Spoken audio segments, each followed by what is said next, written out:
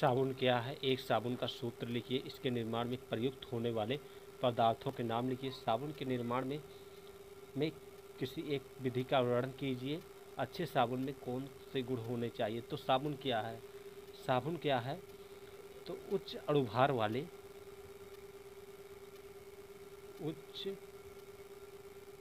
वाले मोनोकार्बोक्सिलिक अम्लों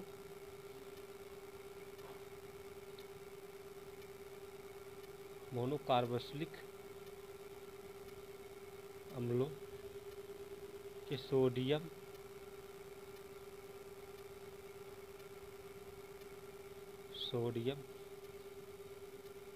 एवं पोटेशियम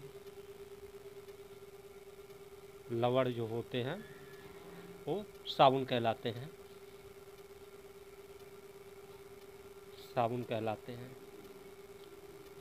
साबुन का सूत्र लिखिए। तो साबुन का सूत्र होता है C17H35 CONA, यानी सोडियम स्टेरेट इसका नाम है, केमिकल नेम, रासायनिक फॉर्म। सोडियम स्टेरेट यानी साबुन।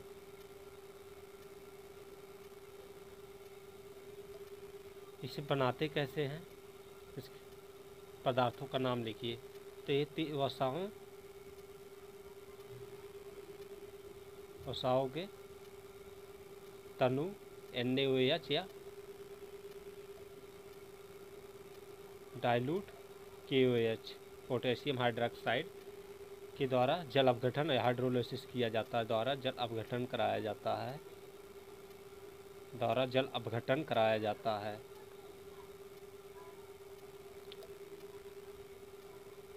तो साबुन प्राप्त होता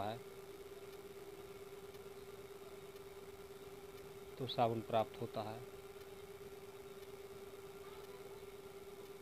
जैसे देख लीजिए इसका structure CH2O CO C17H35 CHO CO C17H35 CH2O CO C17H35 इसका ये वसा है स्टेरीन।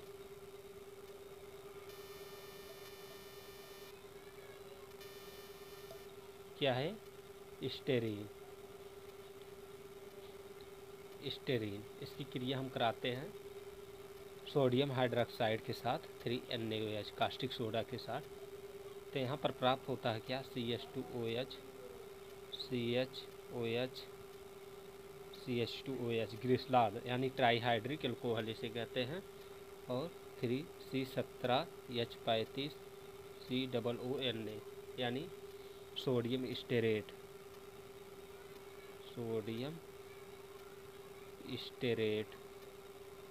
यहाँ पर ग्लिसरॉल जो कि एक विस्फोटक पदार्थ भी है। अब क्या है? साबुन के निर्माण में किसी एक विधि का वर्णन कीजिए। तो साबुन के निर्माण की 3 विधियाँ हैं, गर्म विधि, ठंडी विधि, आधुनिक विधि। तो हम आधुनिक विधि को हम बताते हैं। तो आधुनिक विधि मॉडर्न मेथड,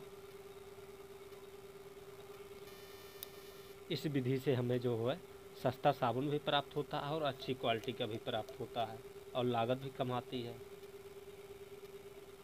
इस विधि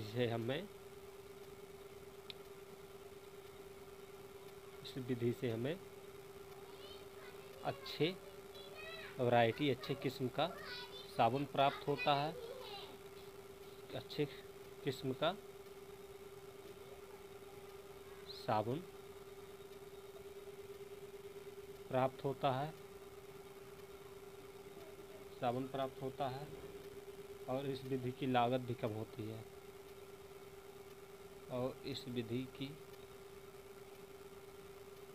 लागत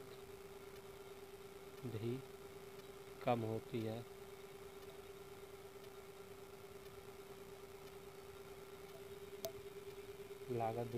है। इस विधि में हम क्या करते हैं? इस विधि में तेल और वसा जो होते हैं, तेल या वसा को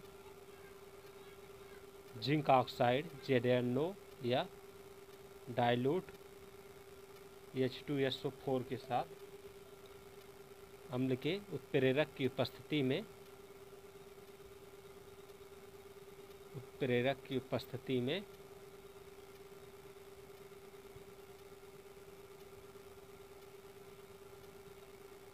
उच्च ताप एवं दाब पर जल अपघटन कराते हैं। जल अपघटन कराते हैं तो वहाँ से हमें जल अपघटन कराने के प्राप्त जो होता है वसी अम्ल प्राप्त होते हैं। जल अपघटन कराने के उपरांत या फलस्वरूप क्या प्राप्त होता है, वसी अम्ल को हम कम दाब पर आश्वित करके पृथक कर लेते हैं। कम दाब पर आश्वित करके पृथक कर लेते हैं, छांट लेते हैं, यानी अलग कर लेते हैं। और इन अम्लों को हम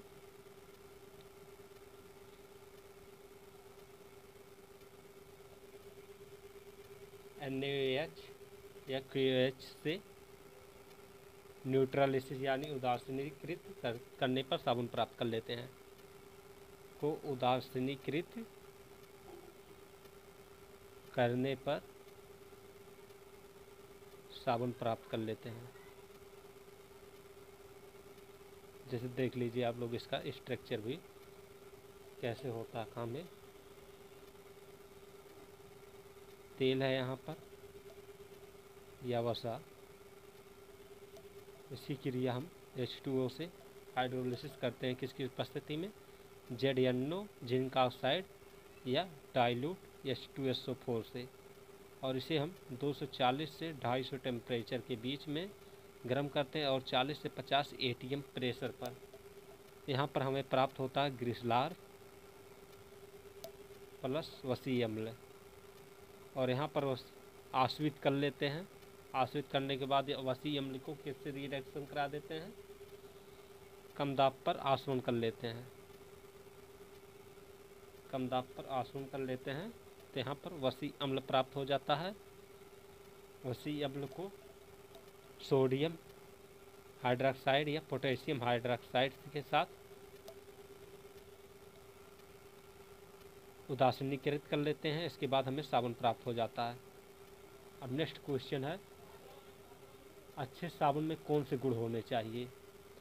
तो अच्छे साबुन में कौन से गुण, अच्छे साबुन के गुण जो होते हैं, इसमें जो होते हैं जल की मात्रा जो है, साबुन में जल की मात्रा 10% से अधिक नहीं होनी चाहिए।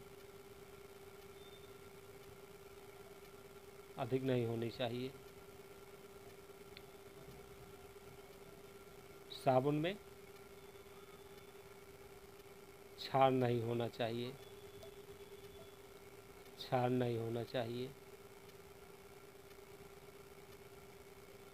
नहीं तो ये हमारे त्वचा को हानि पहुंचाते हैं।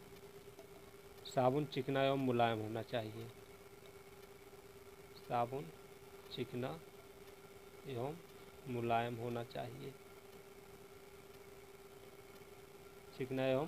होना चाहिए। साबुन में कीटाणुनाशक पदार्थ मिले होने चाहिए।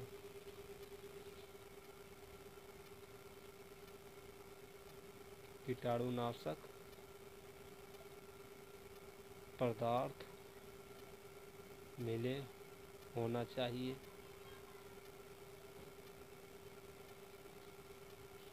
Thank you.